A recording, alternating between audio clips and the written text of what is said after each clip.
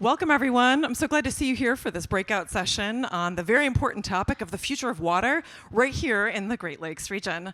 I'm Elena Harkness. I'm the CEO of Current and the principal investigator of Great Lakes Renew, a National Science Foundation-backed regional innovation engine here in the Great Lakes. And I am so excited to bring you this expert panel to delve into this important topic. But before I do, I want to start with a quick poll of this room to get a sense of who we're speaking to and how you feel about the value of water in our lives. And so I'm going to start, we're just going to do two quick unscientific poll here. But the first question, think about this, and then we're going to do a show of hands. Do you feel that reliable water access is a very or extremely important issue? If you do, let's raise your hand. Great. Okay, anybody not feel that reliable water access is a very or extremely important issue? Safe space, you can, no? Okay, great. All right, we're gonna do one more poll. Second question. Do you support continued federal funding for water infrastructure? If yes, great. Anybody no? And again, yeah. Okay, great. Okay, we've got a maybe, that's great. Okay, so this might be, I think that's pretty close to 100% on question one, and also high 90s on question two. And this might not be surprising to you in this audience of Aspen Climate folks, but what might be more surprising is this actually really closely tracks national polling averages of how all Americans feel about these two important water issues, which is fascinating to me at a time where bipartisan division is at an all-time high on so many issues, and we can't seem to get consensus. And so I think here in a convening about climate, I'm really interested with all of you in digging into why so many Americans care about this and how we can build on this consensus view of the importance of water, and most importantly, the importance of investing in our water infrastructure going forward.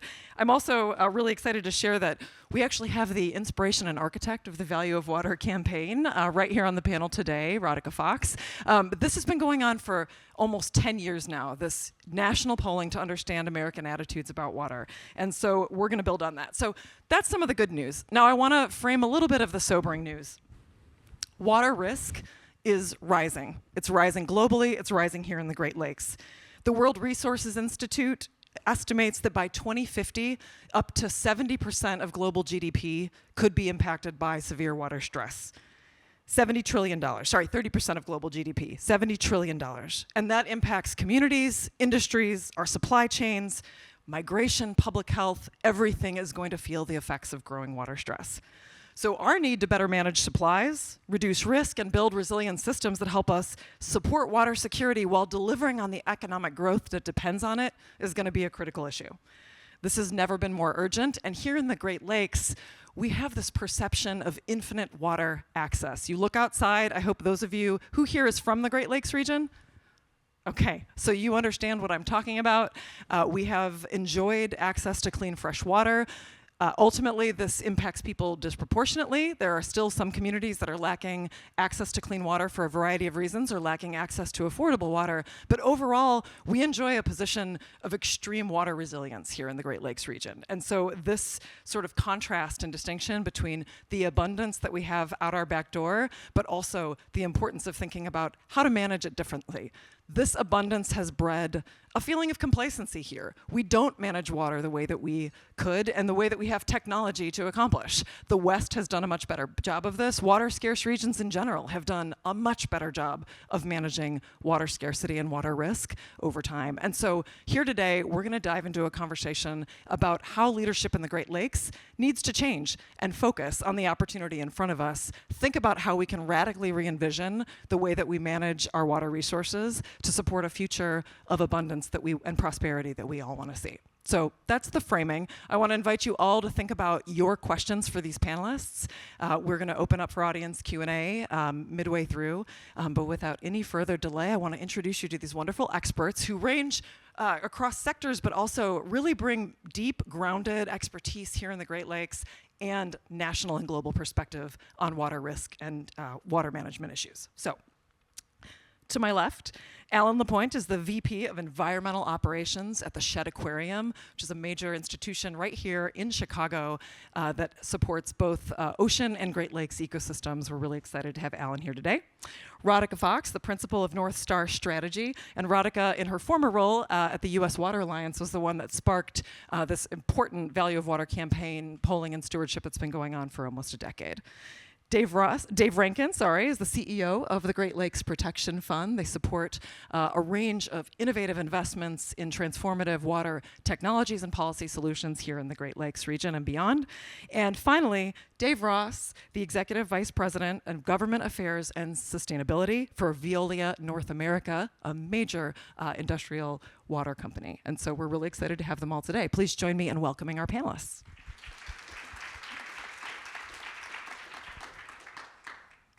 So I'm going to let them each do deeper introductions of their own work, but in the context of trying to understand, how do you see the landscape of this issue that I just laid out around changing water risk and stress, and how we can think about this differently in the Great Lakes? What are some of the driving dynamics on your mind? And we'll go in order. So Alan, start with you.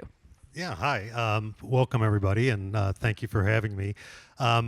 There's a lot going on in the Great Lakes with the water. We've seen there's so many things happening when it comes to changes in the water chemistry, changes in the water demand, all kinds of different things that are happening. So I'm here today because I am a water quality expert. So my background is really in water chemistry and managing water systems from around the world. So I understand fresh waters and sea waters on a chemical level from all over the different parts of the world. I've been lucky enough to do some research down in Guyana, where I did a lot of freshwater water research down in some very remote parts of the world.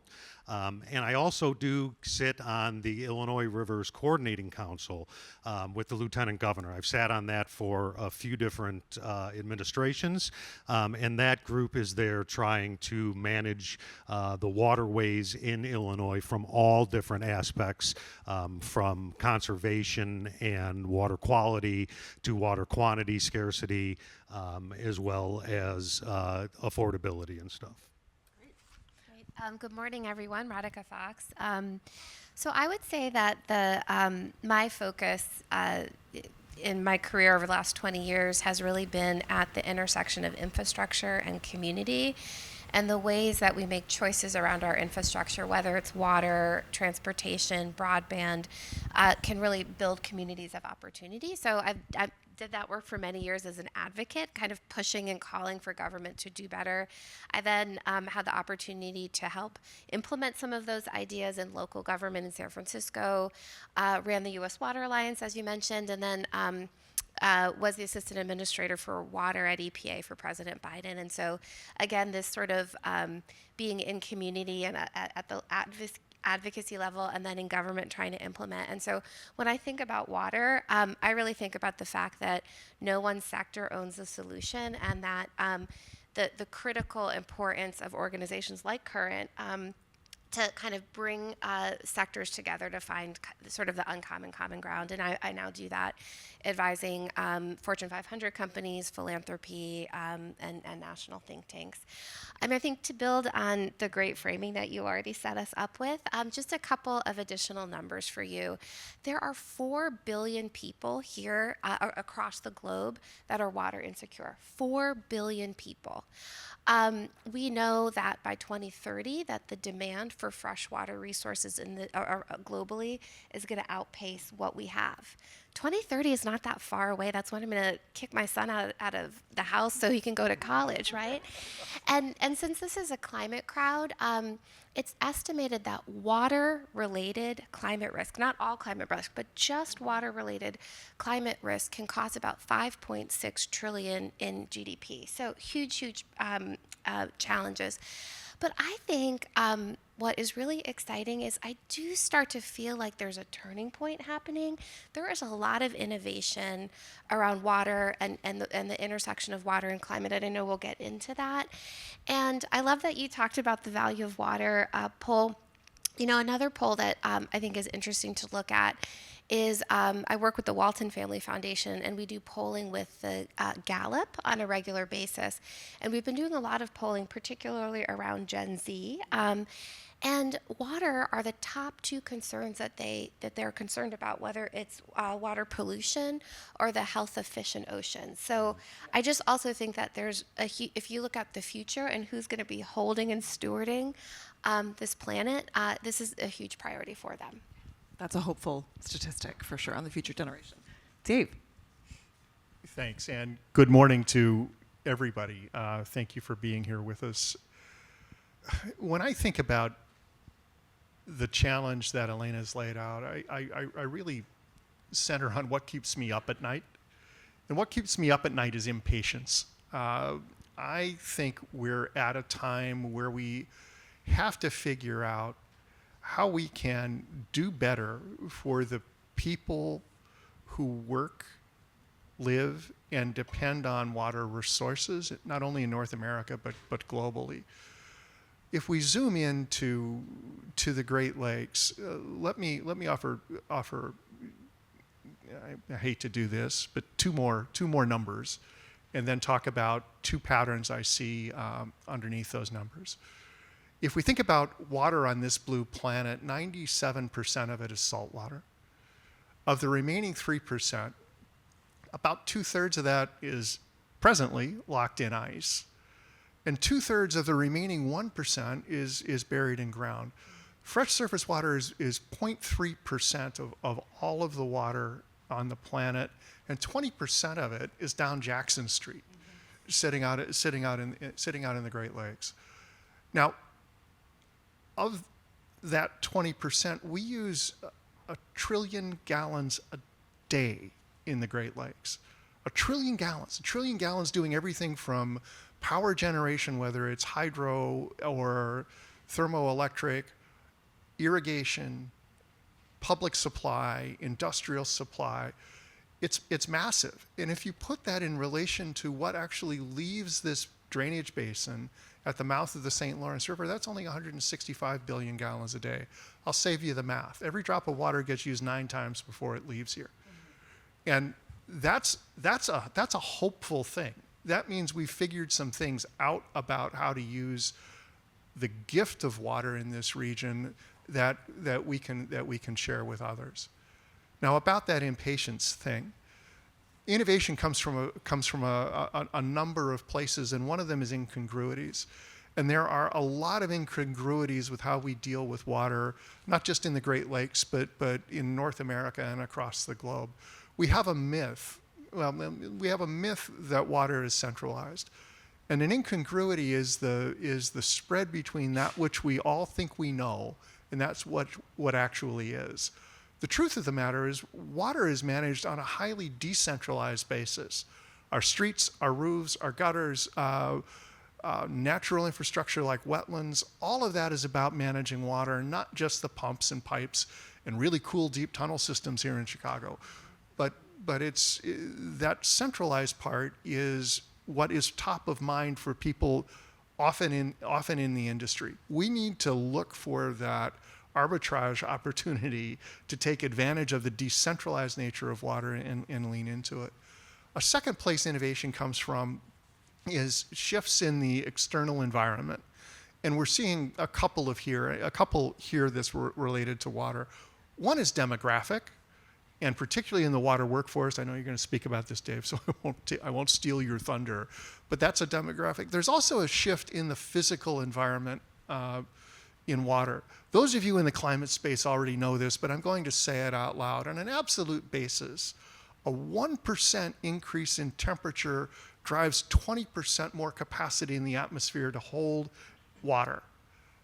That is the science behind the increased storms, the increased intensity, and it's also the science behind increased drought. We're not designed for that. We're not designed for that at all in this region, or I'd argue anywhere else. So we have to catch up. I'm going to stop there. I just want to say, you've drawn something out that I think is really important, that we here in the Great Lakes recognize that one of the principal ways that water and climate intersect, we feel climate risk in water manifestations all the time, right? Whether it's flooding or drought, water is often sort of the front line way that we communities experience climate risk. So important to put a fine point on that. So thanks for that. And Dave. Yeah, actually, I mean, we could just do a deep dive on the last 5 minutes and have a 3-4 hour session. I've been, as we've been chatting, I keep looking at the sign in front of me, or the screen in front of me, and what strikes me is, this is the Aspen Climate Conference, right? And Aspen has water policy forums, but, shaping the future of water at a climate conference, we're finally bringing water to the forefront. So thank you, Aspen, for doing that, because you feel, as we're dealing with climate change, population migration, you feel the intersection at the water interface, right? I mean, that is where you feel it first. Whether or not it's resiliency planning, too much water, too little water, where population's going to go. I also try to remind people that, as we're thinking about climate adaptation, climate change, part of that is, where the water crisis is going to happen, but also where's the population crisis going to happen 5, 10, 15, 20, 30 years from now. So that's one of the takeaways. My perspective on this panel is, like this panel, I've got a broad background. My current job is at the world's largest environmental services company. We are the largest water company in the world. We have thousands of desal facilities around the world, drinking water plants, wastewater plants, biosolids. We're a water technology company. Here in the United States, it's the same thing. We run drinking water plants, wastewater plants, manage biosolids and how to deal with that issue. We have water technology, and so part of our business is trying to think about what's the future of water look like from a technology standpoint, both deployment, innovation. So my role at this company is I run sustainability, but and government affairs, but I'm a recovering lawyer. I've been a water lawyer for most of my career, and that includes being, I've represented industry. I've been the lead water quality attorney for a dry Western state, and the lead environmental prosecutor for a Midwest state. I've also run the Office of Water at the federal government, and so I bring sort of that sort of broad lens, a bit of a policy regulatory lens to the way I think about water. The thing that we're really focused on, at least in my company, Veolia, at the moment is really infrastructure. And as we're looking at both population change, accelerating regulation, we're finding more chemicals at lower levels because science is accelerating so quickly. How do you deliver clean, safe, affordable water in the communities that need it in an aging infrastructure crisis that this country is going through? And that is not talked about enough. We've got a $1.2 trillion debt that we owe society for aging infrastructure on the water wastewater side over the next 20 years. That's just to keep up. That's not growth. That's not capacity increases. That's not what's going to hit us with the AI revolution that has both an energy and a water space. So I love the fact that we're talking about the future of water in a water abundant part of the world, but we really need to be thinking differently about the way we manage water in the Great Lakes. If you go up to Wisconsin, even though it's a Great Lakes state, that basin is actually, the line of that basin is actually, most of the state flows to the west towards the Mississippi, not to the Great Lakes. And so there are water-stressed environments, even in places like Minnesota and Wisconsin. 40 of the 50 states over the next couple of years will experience some form of drought, including in what we think are traditionally wet states. So I'm looking forward to the conversation. Yeah, well, let's just pick right up on that. I want to key off on, I think, one of the topics on everyone's mind, one of the big drivers of this water risk and changing water consumption patterns is the growth of, we can say data centers, but it's really a whole bundle of things that are water-intensive industries. Data centers certainly explosive. Water used for cooling and also off-site energy generation to support the power for those plants. So big resource demands, right, from this growing industry. And at the same time, so Dave, you said we're using every drop 9 times here in the region. That's a point of light. But on the other hand, we are still using clean treated drinking water for industrial purposes through the majority of the Great Lakes region at a time when we are shifting, right? We're running out of groundwater in many parts of the Great Lakes. Not everyone is in the basin is on Great Lakes water, right? We have groundwater supplies and aquifers that are being deleted. So all of those things are true. I want to dive into how we get policy, consumer behavior, all of the different changes that need to happen to bring water reuse into the fore here in our region, because we know that's got to be part of the solution if we're going to keep up with this growing demand. So I know you've got a great example of how the Shed's been leading on this in one big institution. Maybe we can kind of start there and Yeah, move great. up. Thanks. So, you know, a number of years ago, and this is going back over a decade, we decided that we were going to do the right thing. And it's hard because you have to talk to leadership. You know, you have to convince finance that we should save water, for instance. And at the time, I want you to know our water was free. We didn't pay for water, we didn't pay for sewage, we didn't pay for MWRD, we paid for nothing. And a number of us went forward and said, we need to conserve water because it's part of our mission. It's the right thing to do. We're an aquarium, we are a big user. So we were using like what a hospital would use, which is about 60 million gallons of water a year. Which is a lot of water. So we actually, the way we went about it is we decided to set stretch goals in all of our areas, water being one. And we decided we were going to try to cut our water usage in half in 10 years.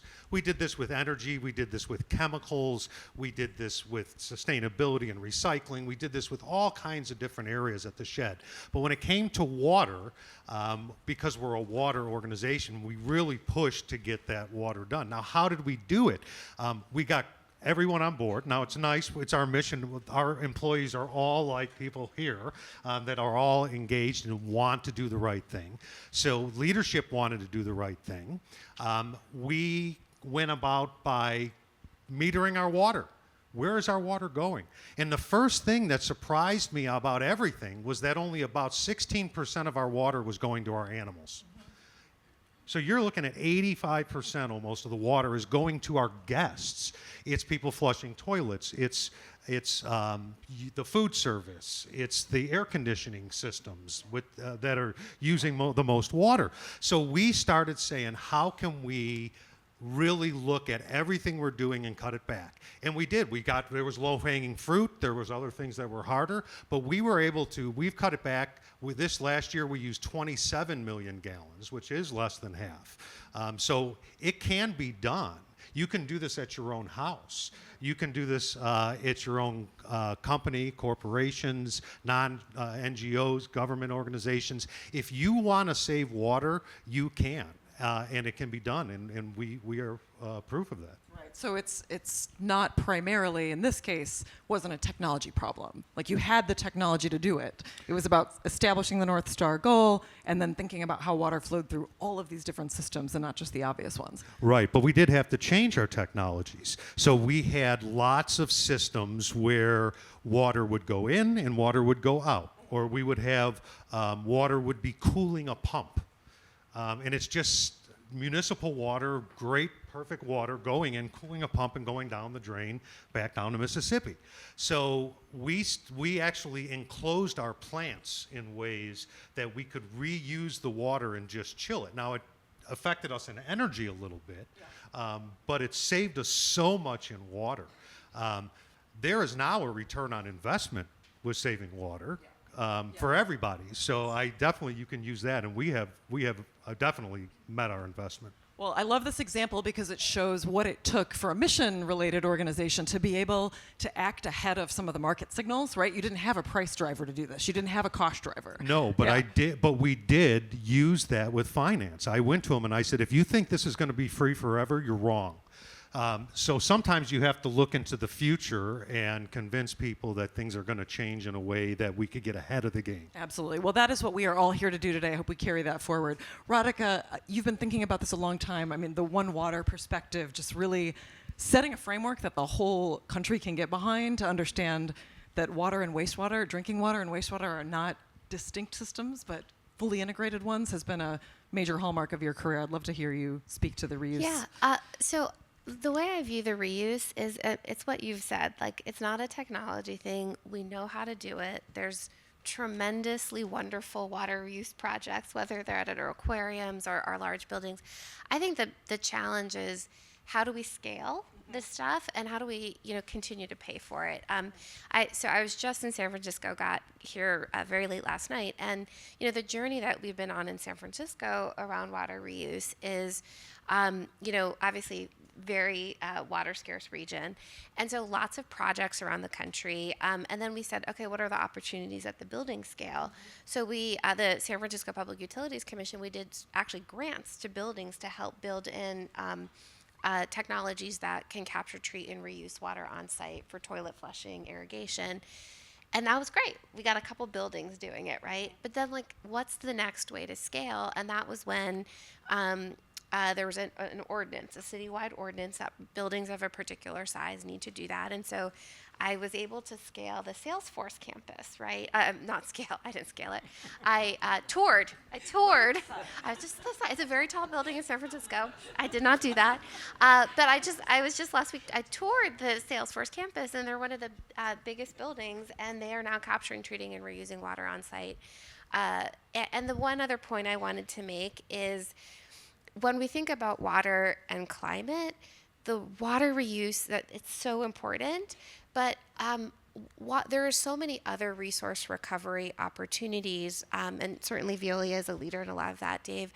But working now with a number of water utilities who have actually built their inventories of their greenhouse gas and what their different energy uses are. And, as we're thinking about how do we spend these funds around the Greenhouse Gas Reduction Fund and other things, there are so many emission reduction opportunities in the water space, and particularly with water utilities. And so while we have to push and scale and accelerate everything around water reuse, I think that there's additional opportunities in the sort of broader climate picture that that water can deliver. Absolutely, and I think you're pointing out this energy-water nexus, which really needs another catchier name that people can really grab onto. All of those opportunities have to be, they're still a little bit wonky and behind the scenes. So lifting up the case studies where people have shown the energy reduction. I mean, we know this to be true. We know that all of our water delivery requires a ton of energy, and that, they depend on each other. So really important. Dave, Ross, I would love to hear you kind of build on this. I know you're doing a lot of work on water reuse at the national level, but also I'd love to kind of pick up on this resource recovery angle, and if you could define that for us and help us understand a bit more about the opportunity ahead there. Yeah, absolutely. The way we're looking at it, even Veolia on our own facilities, is looking at our wastewater plants not as a wastewater or water reuse opportunity. We're starting to call them eco-factories. And that is really that, we need to fundamentally change the way we think about wastewater, and we have. And this industry is doing a nice job, and municipalities are doing a nice job. But it's not just the water reuse. Its component is the resource recovery you can get out of that water column, whether or not it's material for beneficial reuse. So in the industrial water side, you can grab lithium out of produced water in the oil and gas space instead of mining lithium from the ground. Same thing in wastewater, right? There's a lot of material recovery you can get out of wastewater. We're also looking at it from the energy recovery, right? There is a huge amount, you're spot on, the amount of energy in the water industry, drinking water and wastewater. Water's just heavy, expensive to treat and heavy to move. And so we're doing a lot of work in our energy efficiency, optimization. And part of my goal is, part of my job is, it's decarbonization strategy for our owned assets. But our clients are actually demanding that energy-water nexus in all of our contracts going forward. And so there's a lot of opportunity in the water sector, whether or not it's heat recovery off of pumps to energy recovery, or taking the biosolids and converting those into a biomethane project. Even co-locating wastewater plants with landfills, you can get the organics out of the landfills. We're doing that in cities throughout the world. The United States is a sort of a slow adopter. So we really do need to fundamentally get past just the water reuse conversation. And I started my career in San Diego in the mid-90s doing water repurification from wastewater. And so I'm spiritually connected to the reuse conversation. And by the way, this is not a political issue, right? Like the National Water Reuse Action Plan that the federal government started in the Trump administration, and it accelerated in the Biden administration, and it's still going on strong in the second Trump administration, right? There are policy issues, media will never write about that, but there are common policy issues that actually get passed partisan politics, water reuse is one of them. So there's a lot of work in this space, but really getting cities and communities to be thinking about water holistically, more than just water reuse. It's total resource recovery. It's, our phrase is eco factories, but there's a lot of work that needs to be done there. Can you just say just one quick word? I know there's a reuse tax credit incentive that's being proposed, which is actually, I believe bipartisan support for this. Yeah, so on the industrial water side, what we're trying to figure out is how do you get industry to invest just a little bit more in capital as you're doing a manufacturing plant expansion, whatever it is that industry, the Microns of the world, the tech companies of the world, the data centers of the world, trying to get them right now. The cost of water, treat water from either pure drinking water or treating industrial or human wastewater, it just costs a little bit less than doing reuse. And so we have a wind and solar industry in America because people figured out the tax code. It's the technology and all the energy stuff that goes with it, and you had the biodiversity and the species issues, but it was a tax code, right? The tax code incentivized solar and wind to get rolling. The same thing needs to happen in the water reuse space, particularly for the industrial sector. And so there's bipartisan legislation that's been introduced in Congress, industrial water reuse tax credit, trying to give companies the ability to invest in the long term, spend the extra capital, get some of that recovery as a tax credit going forward. And if we think you can get 5-10% of industry to be investing in that capital, you'll create the market for more technology. The technology for both implementation and deployment, those costs go down, right? And a little bit more money flows in the R&D side. If you're able to offset your tax credit, you might slip a little more into your R&D side if you're a corporation. So really pushing hard at the national level to get that tax credit. It will be a couple year cycle, right? These things don't happen overnight, but it's a very significant play in Washington, D.C. right now. And as we look to the future, right, I think this is showing where we want to be going. And one of the ways that we can, all support here is think about how to bring that home. So I think it's really interesting that you pointed to moving beyond water reuse, because we've figured that out in so many places. We've not figured it out here in the Great Lakes, right? This is something we need to do. We can also simultaneously jump right into the future with you towards this resource recovery framework. And I think that's one of the most exciting things about having we have National Science Foundation investment in a regional innovation engine effort here in the Great Lakes to try to spur this transition, right? And it's all about this waste to wealth framework, combining that resource recovery with the shift to water reuse that will help support those water intensive industries. But it is a future oriented investment, right? And we've got a lot of work to do to sort of bring that home. So Dave Rankin, we've talked a lot about some of the policy moves. Tax credit's one important way to deal with pricing, but I know you think a lot about what needs to change in our kind of governance and management of water here in the Great Lakes region. I'd love to hear how you think we need to be prepping for the future. Well, I'll start by just amplifying everything he said. The way that I parse Dave's message is we're at the threshold of a new business model for delivering and cleaning water. And I think that's essential, not only here in the Great Lakes, I think it's essential in North America, I think it's essential globally. And it's companies like Veolia that are showing how that can happen.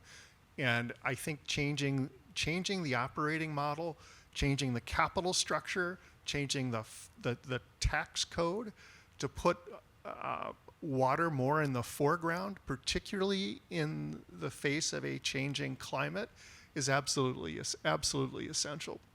So I talked about incongruities and myths earlier. There's a myth that the way we do water through our utilities scheme and the PUCs, if they come into play like they do in Wisconsin, or state regulations and all of that, is a compliance game. It's not. It's an economic game. It's about how we create wealth with the assets that we've been gifted. And we need to think in this region differently about how to stand up and deliver those models. Not trying to design them from top down, but to really ask the questions, where can we take CapEx off of the table? And where should it go if we need to think about water differently? And I can be super concrete about that if it's useful. I mean, some of the so one of the things I probably should have said in my introduction is I'm an innovation funder. It's not a philanthropy and not necessarily return seeking, but an impact seeking investor. And what we found is that by doing the work of digitizing how we deliver, how we clean, deliver, collect, and reclean water, if we digitize that, we can take 20 to 80% of the capital expenditure off of the table, which has a cascade of positive effects. It has a cascade of positive effects, and water becomes more affordable. It becomes better delivered and better managed. It becomes something that can focus on delivering wealth and delivering kind of barely compliant permit, hit your permit target thing. So that's something that we're leaning into. We're looking at new technologies to deliver that. We're looking at new ways to communicate. We're looking at new ways to integrate across a watershed service area. And, you know, I think that, again, I'm a Great Lakes booster. I think that this region is in a position to highlight leadership in those spaces in advance of crises. Yeah. Well, we have one of the few globally recognized leading examples of bilateral water governance, multi-state water governance in the Great Lakes Compact. I mean, I think people maybe don't recognize how significant that is, but water, transborder, transboundary water issues have created lots of conflict around the world, and there are very few examples of finding a way to manage a shared common pool resource over the long term in a positive, cooperative way, and we have one, so that is a bright spot to build on. But you mentioned, so I love this myth-busting framing, and I want to dig into that with all of you. I know you've all got like a pet myth about water in the Great Lakes and nationally and globally that you'd like to bust, but I just want to put out a quick preview. I hope you all have a lot of questions, and this teed up a lot of things that you would love to ask these panelists. So we're going to go to audience questions in just a few minutes, but I would love to, yeah. What are some other myths you'd like to clear away for this group? How much time do you have? My number one myth 23 minutes. in this space, like 30 seconds, is just this notion, like environmental policy, water policy, is not a black and white space. It is not a binary. It is pure gray, right? You know, but the world right now is either I agree with you or I don't. I like you or I hate you. You know, or you're a single issue person and your entire worldview is now through that single issue lens. And in the water policy space, you know, there is actually a lot of room for innovation and, you know, cooperation. It's a bipartisan issue at base. How you go about it, you know, there's some policy differences, fine. Each state is different. The federal government may change from time to time. But, like, my number one myth is just, like, you're either right or you're wrong. You're neither, almost ever. Like, the policy resolution really is in the gray area, and it's getting the people, you know, there are a lot of different organizations on the stage, right, that try to find that middle ground, like Radhika and I were talking about earlier. She's got a really cool project that she's working on, really finding middle ground, and we just need more of that and less of the noise, and unfortunately we live in a very noisy environment in society right now. Yeah, I would just say, for me, one of the biggest myths is the thought that water is so abundant here in the Great Lakes region that we could just move it to other places. And that's not true. I mean, if you look at it from just a practical standpoint, energy standpoint, all of that, it doesn't make any sense. But we need to maintain our waters in our watersheds. And that's one of the most important things that I see, is that there seems to be this feeling like, well, we'll just pump this to California and that'll take care of the problem. And, you know, we are amazing engineers and we could do that. But what would end up happening is we would have a lot more problems here in the Great Lakes with water quantity, and it would upset and disrupt all of those watersheds. Also, the energy cost of moving that water. I think this comes up. This is a perennial topic, right? Every time there's a water scarcity issue, there's a media conversation nationally about we should just pump it to the places where we're growing the food and doing other things, rather than thinking about movement of people and industry to the place where the water is. And this is where the energy-water nexus really shows up, because the energy cost of trying to build a pipeline, we've got a big continental divide, and pulling the water up and over that to get it to the places we're talking about is an energy budget buster. We can't do that. So yes, but we are building a pipeline to support parts of Illinois that are not on the Great Lakes watershed right now, right? This is actually happening, the construction of a $1 billion pipeline to pump Lake Michigan water to Joliet and the surrounding communities that are running out of groundwater. So it is interesting how it's both impossible and yet underway right now in a more localized region, so you can understand why this keeps coming back up. But that's a great one. Radhika. So I have a couple for you all. Let's just be real. Many of the things that we are talking about today need money, right? Like, we're not going to be able to do this without money. And so one myth is this idea that it's impossible to increase rates. It's politically impossible to increase water rates. And that's just not true. It gets back to communicating the value of water, building constituency for it. And there's lots of examples around the country where people are willing to pay for what matters in their community, and that's water. So that's one. I think the second myth is this idea that regulation and innovation are at odds with one another. That if you really want to drive innovation, spark it, you have to deregulate. And I actually don't think that's true. I think that smart regulation actually can send very important market signals into what the interplay of those two things are. And then the last thing is, just because my first job in water was working for a public water utility, and this idea that these public water systems are, not innovative, they don't take risks, it's not true. There's actually tremendous, I think, innovation happening at these utilities around the country. I love this, and I really want to underscore this. The regulatory innovation dichotomy, it's exactly the opposite. When we started to see regulation of PFAS, forever chemicals, the investment into solutions, immediately you saw the uptick, right? And it's continued to grow. PitchBook just released an investment report this morning all about how much investment in water technology has remained sort of steady and growing, even at a time when it's falling off in other places. And in part, it's because we know, like, regulatory certainty drives investment, and that's really important. So yeah, glad to hear that. Do we have any more on myth busting before I take it to the audience? Yeah, can I say one that I think might provoke some conversation? Sure. I think it's a myth that how do I want to say it?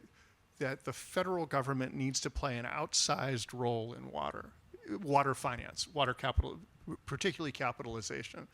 And I think that's for some of the reasons you just shared, Radhika, which is, doesn't mean we don't need federal participation, but water is such a wealth creator that we should be able to find ways that it pays for itself. And it's reimagining the rate problem. It's reimagining how we empower water managers, in whatever form they are, to think creatively about how to build wealth. Can I give a hallelujah and an amen on this, right? Like that, and even at the federal level, right? The federal government has a role, and it needs to participate at a significant level. But if you go look at state budgets, it's always the states can't afford it, or the city can't afford it, and that's just so fundamentally not true. They choose to spend their money on other things, transportation, potholes, internet connectivity. Like even their workforce development initiatives, not around the water space, it's around, the IT space or the healthcare space, or so it, I used to go, especially in Radhika, you probably have the same experience in the federal government, we're willing to do it, you're talking to a state, if you give us the money. Right. Well, you're choosing to spend the money that you have. So it's an all of the above problem, and it definitely is at the local community level. And, and we go through rate cases all the time. People, if you deliver value, a critical resource, people are willing to pay for it. And that is where the messaging around the water sector is very, very poor. the importance of water and what people are willing to pay for it. We need to do a much better job on sort of the value of water messaging. And I also I can't resist pointing out, even if people care about investing in water resources and believe it's important for the federal government to do it, that's not necessarily translating into federal government action. And we are going to have a hard time at the state level replacing diminished federal resources for water infrastructure. So I think we need to, as always, comes back to democracy and how we're translating values into action. Okay, let's go to the audience. Who's got a question? Right here in front. Yes, we've got mic runners. Sorry, right in the middle. Hand way up so they can find you. There we go. Yes, and please. Oh, sorry. Yeah, I think this is the first hand I saw. If we can. Yeah, and can you please just introduce yourself and who you're representing today? That'd be great. Thank you. Thanks, everyone. It's on. Not sure if it's on. There we go.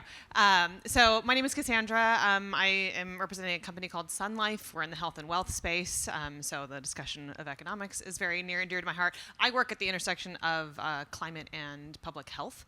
And so I'm curious, you each talked a lot about technological solutions. One of the things we're thinking about right now is nature-based solutions. And I'm curious if in your version of what you're talking about, the economics of all of these different technological solutions for water, are the economics there for nature-based solutions? Is there something that we can do? Is there something we are doing at scale that you might be able to speak to? Great question. Yep. Go ahead. I'll start. I mean, so yes and yes. It is a solution set that I know we're leaning into heavily, and I'll speak for the region because why not? And the region is leaning into as well. We have found that a barrier to nature-based solutions is moving from postage stamp by postage stamp by postage stamp kind of approaches to something that works at scale. When you get scale, and this is work that we've stood up, when you get scale that is big enough to make an engineering difference in the system you're working on, it's also big enough to attract financing. So we have created a series of financing vehicles to support that work at scale. It's when I think of infrastructure, I'm thinking nature-based and green as much as I am of gray. Yeah, and yes, but we are nowhere near the level of creativity or like going after it right now. Green infrastructure has to be a core part of the strategy 20 years from now. So as a company, we're investing in it. Part of my decarbonization strategy, we're doing reforestation that also has water quality and biodiversity benefits, and we're about to move into a tidal wetlands project. And so at a corporate level, we're doing it. We're in our watershed management where we own the watershed or parts of the watershed, we do it. But it's just scratching the surface, and that is where there's some really cool policy innovation, Environmental Policy Innovation Center, Conservation Innovation Fund, taking a look at Chesapeake Bay. They're finding creative ways to do watershed management. So we're getting there, but we need like reframing the way we spend post-disaster money. Like we should be doing pre-disaster resiliency at a much higher level. So we are not spending nearly enough time. But this is where one of those the polarization issue, the carbon markets, for example. This is the climate Aspen idea, right?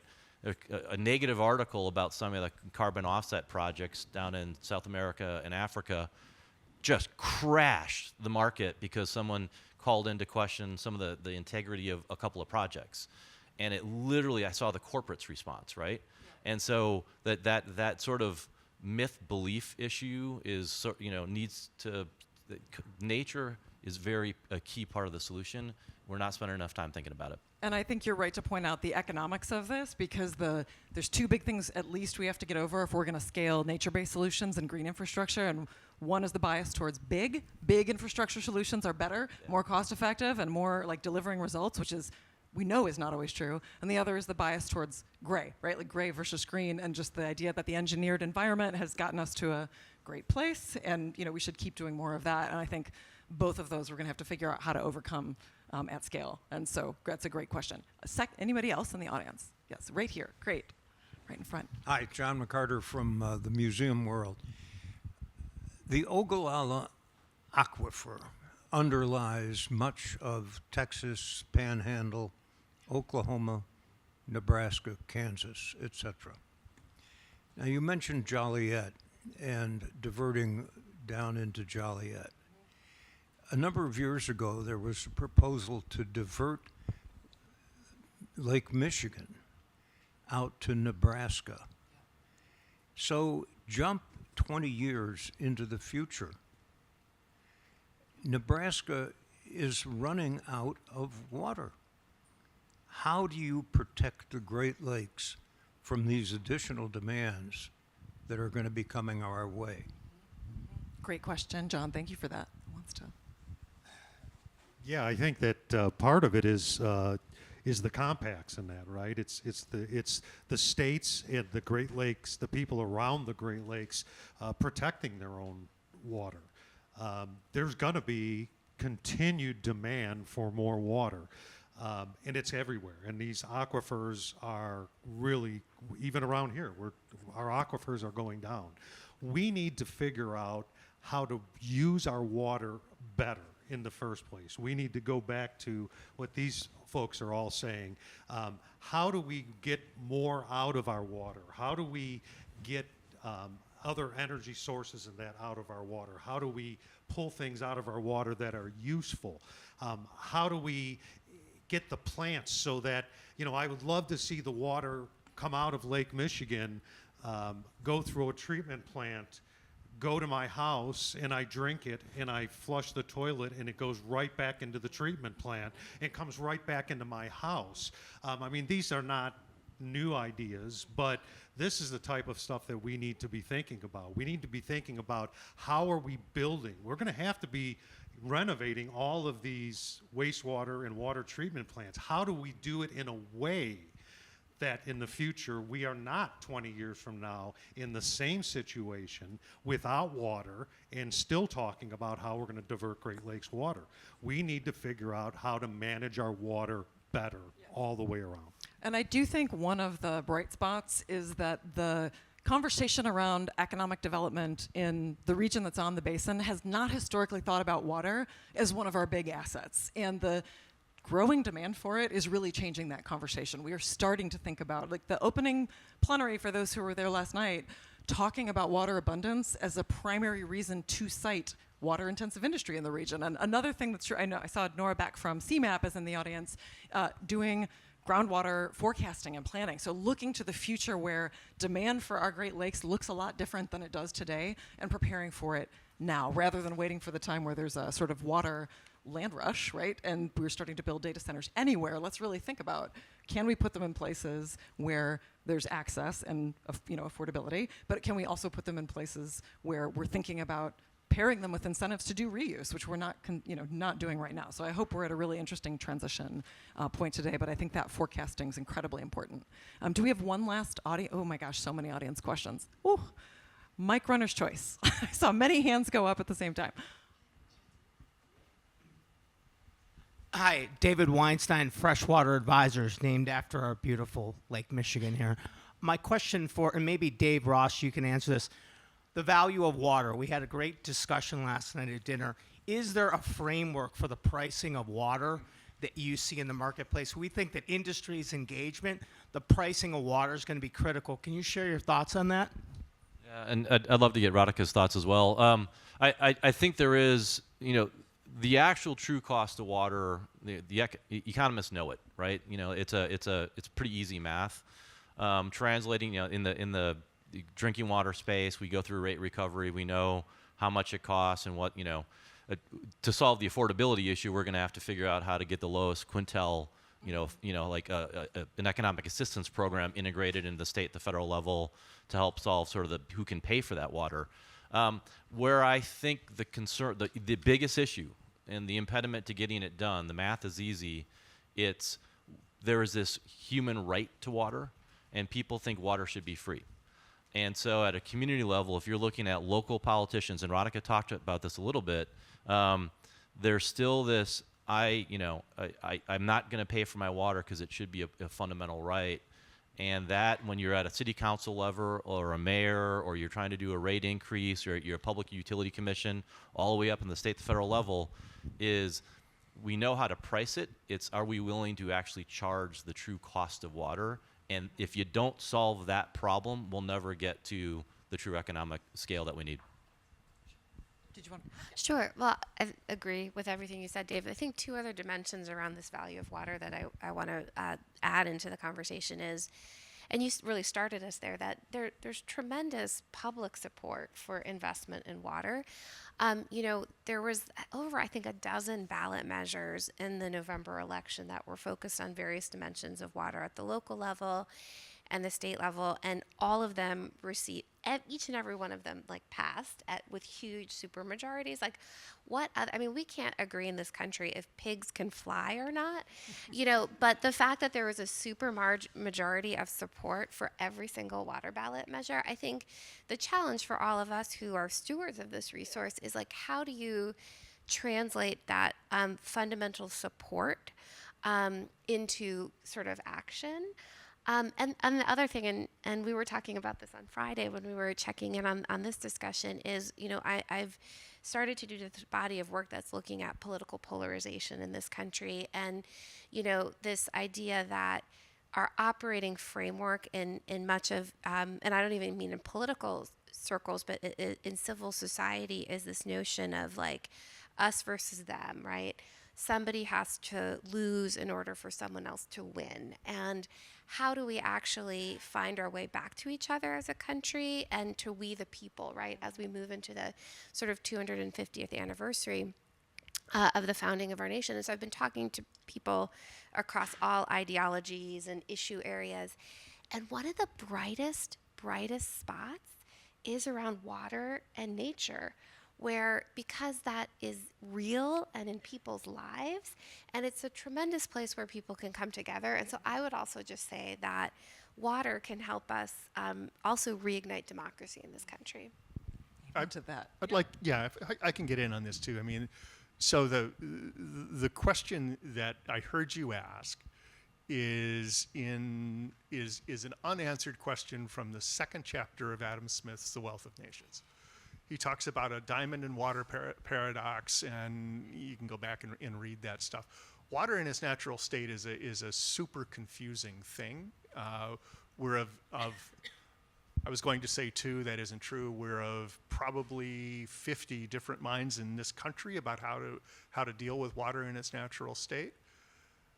Pricing water services, the withdrawal, treatment, distribution, collection, treatment, and return of water to the natural environment is a math question. David's absolutely right. I mean, that's knowable, and how we allocate it is a policy choice, and how we cover the rights to that water and how we cover capturing some share of the value it creates is, I think, a challenge within that space.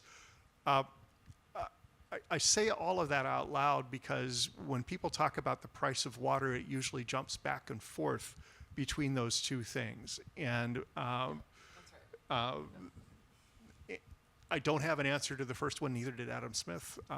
The second one, I'm optimistic about how much better we can do. You can go back and read it if you have trouble sleeping at night. Otherwise, we'll find a great podcast. Yeah. Exactly. All right. Well, we are going to have to bring this great conversation to a close. I am so happy to see that there were so many unanswered questions, and I hope you'll all be able to stick around as we finish. But just in closing, I know this is an action-oriented group of people here who want to go out and help us usher forward the future of water in the Great Lakes region. So what's your closing call to action for our audience? For me, it's really it's at the individual level. We're going to talk at the bigger level here, but for me, it's at the individual level. Every single person can save water, and we all know how important it is. We're all bought into it, but I still don't think that everyone in this room understands how important it is and how scarce it is. So if anything, when you come out of this room, please go back to your lives and think about how you yourself can reduce your water use. Think about how your companies, your organizations and that can reduce water. And I think that will go a long way. Great. I think I would say for this group, it's time to bring water and climate together. Like, I think we've got, you know, our water funders, we've got our climate funders, we've got our water policy, we've got our climate policy, we've got our water activists, our climate activists. And I think, you know, this is a moment where, with some seriousness and deliberation, we need to knit these things together. And I feel like that there's no better place to do that than here in the Great Lakes, right? So I've got a two-part answer. Number one, we need to reimagine whatever we're going to call water utilities in 10 years. It's got to be different. They have to be less compliance-oriented and more about the institutional and governance arrangements for sharing rights and responsibilities for water, number one. Number two is an assignment for everyone in the room. On your way back home, when you leave this building, look around and ask yourself, what am I seeing that is not water infrastructure? If I encounter a sidewalk, it's because it's there to keep your feet dry. If I encounter a road, it's there so it's not muddy. If I encounter a roof, it exists at least in substantial part to keep water off of you. That isn't what people think of as water infrastructure, but I'd encourage all of us to do that thought experiment on the way home tonight. Workforce. We heard the hope. Generation Next is really interested in water. The problem is the risk is that the people who got into this space, the 70s and 80s, are retiring faster than we're bringing the workforce in. And so that if you're in the climate space and want to work in environmental policy and helping save communities and society and planet, the water careers need you. And so in your organizations, it's that singular focus on climate, like focus part of your workforce efforts on that water space. We need the next generation of water workers, or we will not have people to run our plants, our systems, whether that's industrial or municipal. So water workforce is one of our biggest risks facing the water space in the next 5-10 years. Elena, I hope you're giving us a call to action. Absolutely. My call to action is to find someone you've never met, learn how they are working on water, and help figure out how to help them get to their finish line faster. Absolutely. This is a group of doers, problem solvers. Let's come bring this Great Lakes vision forward. And thank you all for joining. Have a great Aspen Climate. We'll see you around. Thanks.